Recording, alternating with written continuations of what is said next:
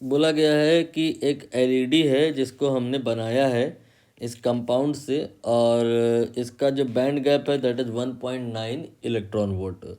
तो बताना ये है कि जो एलईडी से लाइट निकल कर के आएगा उसका वेवलेंथ कितना होगा। आपको स्ट्रेट फॉरवर्ड फार्मूला लगाना है कि जैसे हमारे को एक फोटोन पता है और उसकी एनर्जी पता है, और हमें एनर्जी पता है, तो वेवलेंथ निकालना है। तो E इज इक्वल टू यहाँ पे एच सी बाई लैम्डा हो जाएगा। H ये दिया है 6.63 इंटू 10⁻⁻34।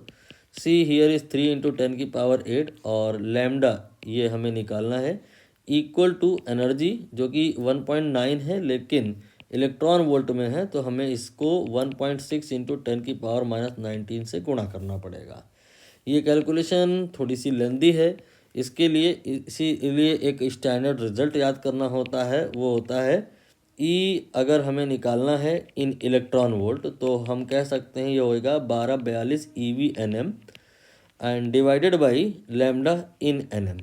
ऐसा आपको फॉर्मूला डायरेक्ट याद रखना है, तो आप सम टाइम कैलकुलेशन से बच जाओगे। अब यहाँ पे वैल्यू पुट कर दो।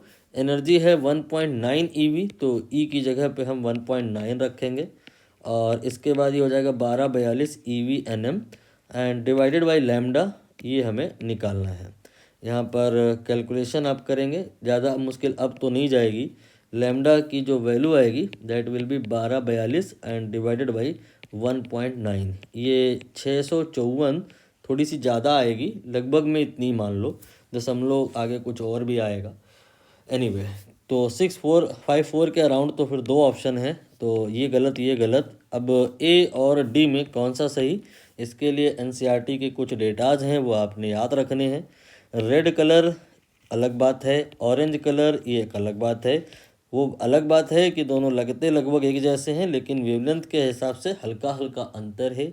600 nm के आसपास की अगर बात हो तो ऑरेंज की तरफ जाइए, और 650 nm या उससे ज़्यादा के आसपास की बात हो तो फिर आपने रेड कलर की तरफ जाना है। यहाँ पे ये 650 से डेटा एक्सीड हो गया है, सो ऑरेंज कलर सोचना गलत होगा।